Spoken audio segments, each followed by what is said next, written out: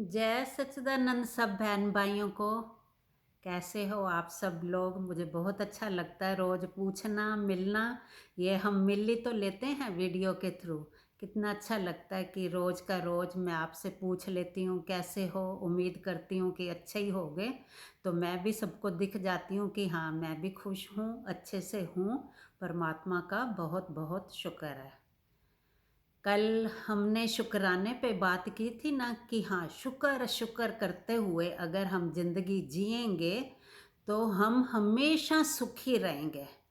सुखी रहेंगे मतलब कि हमें जो भी मिला है, जितना हमारी किस्मत में था या जो हमारे जीवन की इस शरीर की कहानी में लिखा था, तो वो तो मिल ही रहा है। बताया था ना, परमात्मा तो सबको दे रहा है, सबको पेट भरने के लिए भी दे रहा है, सिर छुपाने के लिए छत भी दे रहा है, बड़ी नहीं तो छोटी सही, हर चीज़ ज़रूरत की तो हर चीज़ सबको मिल जाती है।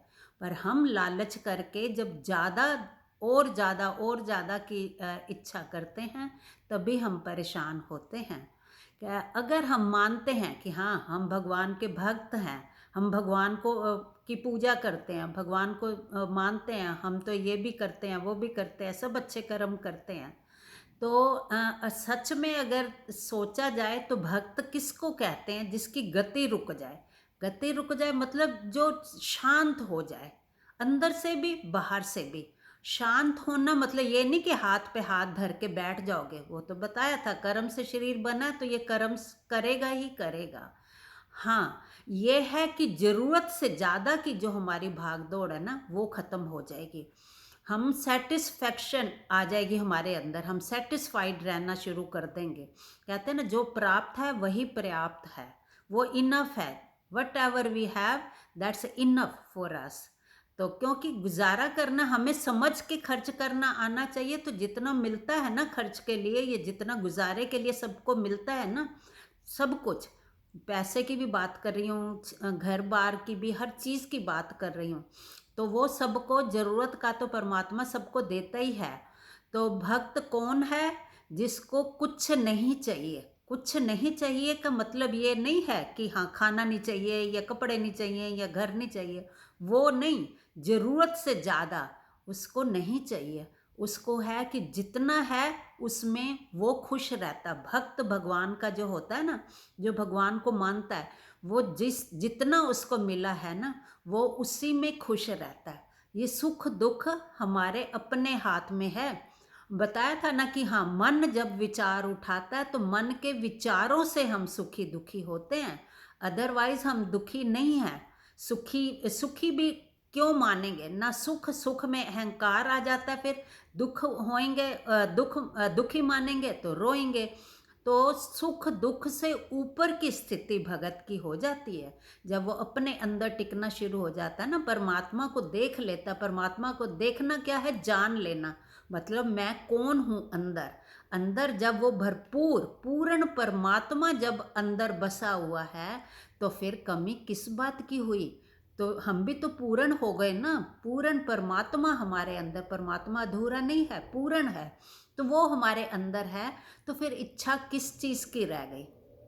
इच्छा तो फिर रही नहीं ना, क्योंकि जरूरत का तो सब परमात्मा सबको दे रहा है। जमीन के अंदर कीड़ों को भी बताया था, उनका भी पेट भर रहा है। तो जरूरत का तो सबको मिल रहा है।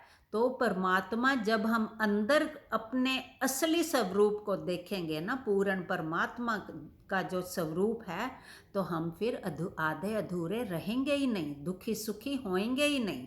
ये सिर्फ हमारे मन की सोच होती है। ये मन के विचार से ही हम सुखी दुखी होते हैं। इस बात को आज एक और नई कहानी से समझते हैं। एक बार महात्मा बुद्ध, उनके उसमें आश्रम में शिष्य रहते थे। तो एक शिष्य काफ़ी दिनों से महात्मा बुद्ध देख रहे थे कि ये उदास है। तो महात्मा बुद्ध ने एक दिन उसे बुलाया अपने पास, बोला कि क्या हुआ, तुम खुश नहीं दिख रहे हो, कुछ दिनों से हम देख रहे हैं दुखी दिख रहे हो। तो वो कहता है कि हाँ, बुद्ध, मेरे मन में ना एक विचार आ रहा है कि ये सुख दुख क्यों आता है हमारे ऊपर। जिंदगी जीना आसान नहीं है, जिंदगी जीना मुश्किल है। कभी कुछ हो जाता है, कभी कुछ हो जाता है, तो ये क्यों ऐसा होता है? तो फिर महात्मा बुद्ध ने कहा कि ये जिंदगी नहीं दुख सुख देती, ये हम उसको उस तरह से समझते हैं, उस तरह से लेते हैं। जैसे कोई कहे कि दिन कितना अच्छा लगता है, सूरज निकलता है, हम काम कर सकते हैं, सब लाइटें लाइट ही लाइट, कितना अच्छा दिन में लगता है। पर ये रात जो, तो वो तो काली अंधेरी रात है, ये क्यों होती है? तो रात नहीं होनी चाहिए। रात को वो कहे कि नहीं रात बुरी है, दिन अच्छा है। सोचो, अगर रात नहीं होगी, सबसे पहले तो रात परमात्मा ने बनाई इसलिए है कि सब शांति से निद्रा में चले जाए, सब सो जाए। सारा दिन इंसान काम करता है तो उसको आराम करने के लिए रात चाहिए, सोने के लिए। तो अगर ये आराम नहीं करेगा, दिन रहे, अगर सोचो रात हो ही ना दिन हो, फिर तो इंसान पागल हो जाए। दिन रात, रात तो होगी नहीं, फिर तो वो काम, क्योंकि दिन ही दिन है तो वो तो काम ही काम में लगा रहेगा, तो कितना अपने शरीर को कष्ट में डाल देगा, कितना परेशान हो जाएगा, और लालच में आ जाएगा कि मेरे पास बहुत टाइम है तो मैं और करूं, और कमाऊं, और पढ़ूं, और इकट्ठा करूं, इकट्ठा करने में फिर लगा ही रहेगा भाग दौड़ में। कर्म करो, कर्म के बिना भी इंसान इंसान नहीं होता। कर्म करके, कहते हैं किसी से मांग के खाना सबसे बड़ा पाप है। खुद कमाओ, कमा के मेहनत करके, कर्म करके, खुद मेहनत करके कमाओ तो वो रोटी भी शांति देती है। तो कर्म करना तो ज़रूरी है। वही रोटी तुम्हें पचती है जो तुम खुद कमा के मेहनत करके जब खाते हो ना, तो वो रोटी भी पच जाती है। अगर कोई कमाए नहीं और हाथ फैला के बैठा रहे तो बैठे बैठे खाएगा तो उसको वो पचेगा भी नहीं। तो इसलिए कर्म करना तो बहुत ज़रूरी है। तो महात्मा बुद्ध ने कहा कि अगर तुझे ऐसे अगर लगता है कि हाँ ये सुख और दुख क्यों होते हैं, ये नहीं होने चाहिए, तो सामने जो एक पत्थर पड़ा हुआ है वो लेके आ। पत्थर लेके आता है वो शिष्य, तो उसकी मुट्ठी में रखते हैं, उसके हाथ में। कहते हैं ये ध्यान रखना कि ये 4 घंटे तक ये पत्थर गिरे नहीं, गिरना नहीं चाहिए, ये तेरी परीक्षा है, हाथ में ही इसे पकड़ के रखना। बोला ठीक है। तो इससे क्या होगा? तो बुद्ध ने कहा तेरे ना क्वेश्चन का आंसर कि सुख दुख क्यों है, ये जिंदगी जीना क्यों मुश्किल है, सुख दुख, कभी दुख आ जाता है कभी सुख आता है तो हम परेशान रहते हैं, तो चैन से नहीं हम जी सकते, तो उसका तेरे को आंसर मिल जाएगा। तो उसने कहा ठीक है, 4 घंटे, बार बार वो बीच में बोल रहे हैं 4 घंटे तक ये गिरना नहीं चाहिए पत्थर। तो उसने कहा ठीक है। पत्थर पकड़ा, किसको अच्छे से पकड़ के रखना। शुरू में तो उसने ढीला पकड़ा हुआ था, फिर धीरे धीरे हाथ थकने लगा तो उसने मुट्ठी और टाइट कर ली कि ये गिर ना जाए। तो शुरू में तो मज़े में था, फिर और टाइट करी कि ये गिर ना जाए, कि मेरा ये परीक्षा ले रहे हैं महात्मा बुद्ध, तो मैं फेल ना हो जाऊं परीक्षा में। तो धीरे धीरे वो और टाइट करने लगा, क्योंकि पकड़े पकड़े वो थक गया ना, तो उसको नींद भी आने लगी। जब किसी को कहो कि तू बैठ जा, काम करने में इंसान इतना नहीं थकता जितना बैठने में थकता है। किसी को कह दो ना कि तू आज सारा दिन कुछ नहीं करेगा, चुपचाप यहाँ कुर्सी पे बैठा रहे, तो वो उस दिन ज़्यादा थक जाएगा। काम करने में इंसान बिजी हो जाता, उसमें इतना नहीं थकता। वो उसको बिठाना, जो सारा दिन बैठना है ना, वो सजा है एक तरह से, क्योंकि शरीर कर्म किए बगैर नहीं रह सकता ना, तो शरीर ज़्यादा बेचैन हो जाएगा, मन भी बेचैन हो जाएगा, वो उसको चैन नहीं पड़ेगा और ज़्यादा थकेगा कि क्या करूं, इधर हिलेगा उधर हिलेगा, तो वो बैठ नहीं सकेगा सारा दिन कुर्सी पे एक जगह पे। तो वो धीरे धीरे टाइट करता जा रहा है मुट्ठी। तो पहले तो वो प्रसन्न दिख रहा था कि हाँ ये तो इतनी आसान परीक्षा गुरुजी मेरे से ले रहे हैं महात्मा बुद्ध। तो धीरे धीरे उसके मुंह पे उदासी छाने लगी, फिर धीरे धीरे वो और उदास हो गया, फिर हाथ हिला रहा है, कभी कुछ कर रहा है। तो महात्मा बुद्ध ने पूछा कि क्या हुआ? कहता है कि बुद्ध अब ये दुखने लग गया मेरा हाथ, पहले नहीं दुख रहा था अब दुखने लग गया। तो आपने कहा गिरे नहीं, तो मैंने इसे दबा के कस के पकड़ा हुआ है तो ये दुखने लग गया। फिर धीरे धीरे और फिर एंड में कहता है कि मेरा तो हाथ बहुत दुखने लग गया, तो मैं अब और नहीं पकड़ सकता। तो फिर महात्मा बुद्ध ने कहा अपना हाथ खोल। तो खोला तो उसके हाथ पे तो निशान भी पड़ गया था पत्थर का। पूछा ये क्या हुआ? कहता आपने कहा था गिरे नहीं, तो मैंने उसको गिरने नहीं दिया, उसको कस के अपने हाथ में दबा के पकड़ के रखा। तो इसलिए मेरे हाथ में ये दर्द होने लग गया, देखो निशान भी पड़ गया, चोट जख्म हो गया इस हाथ में। तब महात्मा बुद्ध ने कहा, देख तेरे को आंसर मिला, ये तेरे क्वेश्चन का आंसर है। जब तूने उसको ढीला ही पकड़ा हुआ था, ऐसे ही जैसे आम पकड़ते हैं किसी चीज़ को, तब तेरे को ये दुख नहीं दे रहा था। जब तूने उसे कस के ज़्यादा टाइम के लिए रखा, तब ये दर्द होने लगा। फिर और कस के रखा कि गिरे नहीं, ये निकल ना जाए मेरे हाथ से, और कस के पकड़ा तो ये फिर इसने जख्म कर दिया तेरे हाथ में। ये तेरे क्वेश्चन का आंसर है। उसने कहा मैं समझा नहीं। तो उन्होंने कहा, देख कि जैसे कुछ भी संसार में किसी ने कुछ कह दिया, या कोई हमने चीज़ चाहे, इच्छा करी, वो नहीं पूरी हुई इच्छा, किस स्पेशली जब कोई कुछ कह दे ना हमें, हमारे जब अहम पे चोट लगती है ना, अहम अहम सबसे बड़ा होता है। जब इंसान के पास बहुत कुछ आ जाता है ना, तो अहम भी आ जाता है, अहंकार, कि मैं तो दुनिया का अमीर इंसान हूँ, सुंदर इंसान हूँ, पढ़ा लिखा इंसान हूँ, सबसे अमीर हूँ। तो वो कई तरह के अहंकार, वो अहम आ जाता है। तो जब कोई कुछ कह देता है उसके बारे में उसको, तो उसका जो अहम है ना वो हर्ट होता है। तो वो जब उस बात को फिर वो या तो उसी टाइम ख़त्म कर दे, अगर उसको भूलना आता है तो भूल जाए कि हाँ उसने कहा तो कहने दो, मैं ऐसा थोड़ी हूँ। तो अगर वो पकड़ के, क्योंकि उसका अहम हर्ट हुआ ना, उसके अहम को चोट लगी है ना, तो वो उसके अंदर से वो बात निकाल ही नहीं पाता कि मैं तो इतना सुंदर या इतना पढ़ा लिखा या इतना पैसे वाला, इसने मुझे ऐसे क्यों कह दिया, ये कौन होता है मुझे ये बात बोलने वाला। तो वो जब बात हम अंदर दबा के रखते हैं ना, जैसे तुमने पत्थर को दबा के रखा, उसको निकलने नहीं दिया, ऐसे ही जब हम किसी ऐसी बात को अंदर रख लेते हैं, उसको निकलने ही नहीं देते, तो वही चीज़ जब आसानी से ऐसे पकड़ी हुई थी, जैसे उसको छोड़, लेट इट गो करने वाला शुरू में जो था, हाँ हल्के से पकड़ा हुआ था, तो वो छूट भी जाता तो कोई बात नहीं, छूट जाता, वो हल्के से पकड़ा था।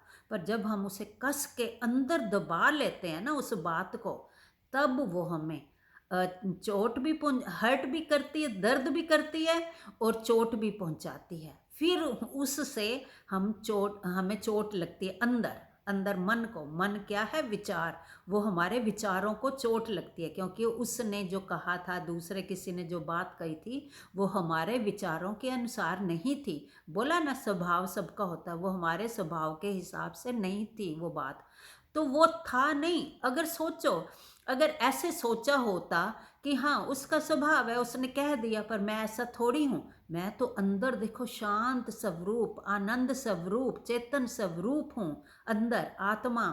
तो मैं ये ऐसा थोड़ी हूँ, अगर उसने कुछ कहा तो वो शरीर को कहा होगा, अंदर वाले को तो कोई कुछ कह ही नहीं सकता। मैं तो इतना शांत स्वरूप, मैं सारा सृष्टि बन के बैठा हुआ हूँ, तो मुझे कौन कोई गलत कह सकता है? सारा सब जगह मैं ही मैं तो हूँ। तो वो फिर अगर वो ये सोच के करता कि वहाँ भी मैं ही हूँ, तो मैंने अपने आप को, अब एक हाथ से दूसरे हाथ को चोट लग जाए तो क्या हम दूसरे हाथ को मारते हैं? नहीं ना। अपने हाथ की उंगली आंख में कई बार लग जाती है, तो क्या हम अपनी उंगली काट देते हैं या उंगली को मारते हैं? नहीं ना। लगता कि अपने आप से अपने को ही तो लगी है, नहीं हर्ट होता ना वो।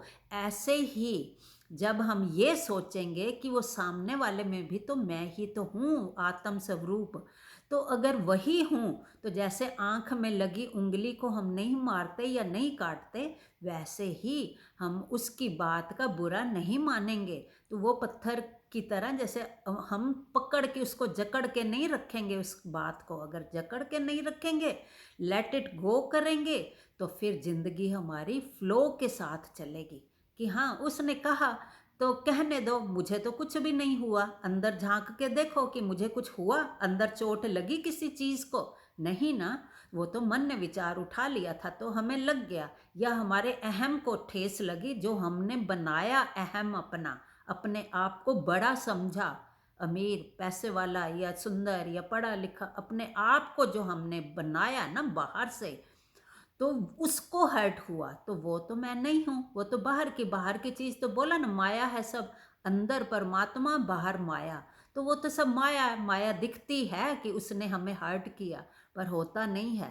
पर अंदर झांक के देखेंगे तो कुछ भी नहीं, हमें हर्ट थोड़ी हुआ। मैं तो शांत स्वरूप, आनंद स्वरूप, चेतन स्वरूप, सत परमात्मा हूँ। तो वो चीज़ नहीं है, फिर वो हर्ट नहीं होगा।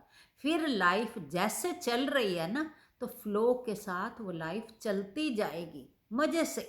जैसे गाड़ी चल रही है, ठक ठक भी हो रही है बीच में, रास्ते उबड़ खाबड़ भी आ रहे हैं, गाड़ी जब चलती है कच्ची सड़क पे, तो खटखट की आवाज़ आती है, तो वो पर वो चलती जाती है मज़े से। गाड़ी चल रही है, खटखट हो रही है, तो होने दो ना। ऐसे ही जिंदगी का खेल भी जो है ना, ये खटखट करेगा। क्योंकि सबका स्वभाव एक सा नहीं है। तो तो वो स्वभाव के हिसाब से सब अपने अपने हिसाब से सही होते हैं, क्योंकि सबके अंदर परमात्मा है। पर हमने अगर उस हिसाब से अपने अंदर नहीं झांक के उसको अलग समझा, तो फिर हम दुखी सुखी होते हैं। नहीं तो हमें किसी चीज़ की कमी नहीं है। फिर लाइफ इतने मज़े से, फ्लो से, खुशी से बीतेगी। हाँ, आया भी, वो लगी भी, किसी ने बात कह दी, थोड़ी देर को चुभी भी, तो फिर अंदर अपने को अंदर मोड़ के देखा, तो फिर ख़त्म, कि मुझे थोड़ी लगी है, मैं तो अंदर शांत बैठा हूँ। इसने शरीर को कहा होगा, तो शरीर तो झूठा है, तो मुझे थोड़ी लगी है, मुझे तो नहीं कोई कह सकता। मेरा तो कोई रूप भी तो नहीं है ना, निराकार हूँ। तो मुझे तो कोई फ़र्क नहीं पड़ा। अगर हम ऐसे लेट इट गो कल करके लाइफ फ्लो में जीते जाएंगे, तो कभी भी दुख सुख महसूस होगा ही नहीं। बस शुक्र करते जाओ परमात्मा का। परमात्मा ने तो बहुत कुछ दिया है। अगर हम दूसरों को अपने से अलग नहीं समझें, तो फिर किसी भी बात का कोई भी उतार चढ़ाव मन में नहीं आएगा। बस शुक्र शुक्र करते जाओ परमात्मा का। देखो जिंदगी कितनी सुंदर फ्लो के साथ, जैसा भी जो टाइम आया ना, बस फ्लो में, जैसे नदी बहती जाती है ना, गाड़ी चलती जाती है ना, ठक ठक की आवाज़ भी आ रही है, नदी बह रही है, हवा के थपेड़े लग रहे हैं, लहरें उठ रही हैं, पानी बाहर तक आ जाता है अपने उसके किनारे से, पर नदी को कोई फ़र्क नहीं पड़ता ना। ऐसे ही फ्लो के साथ अपनी ज़िंदगी फिर तुम्हारी बीतती चली जाएगी, तुम्हें ऊपर नीचे दुख सुख महसूस नहीं होगा। तो बाकी चर्चा फिर कल नए किसी सब्जेक्ट के साथ करेंगे। जय सच्चिदानंद सबको।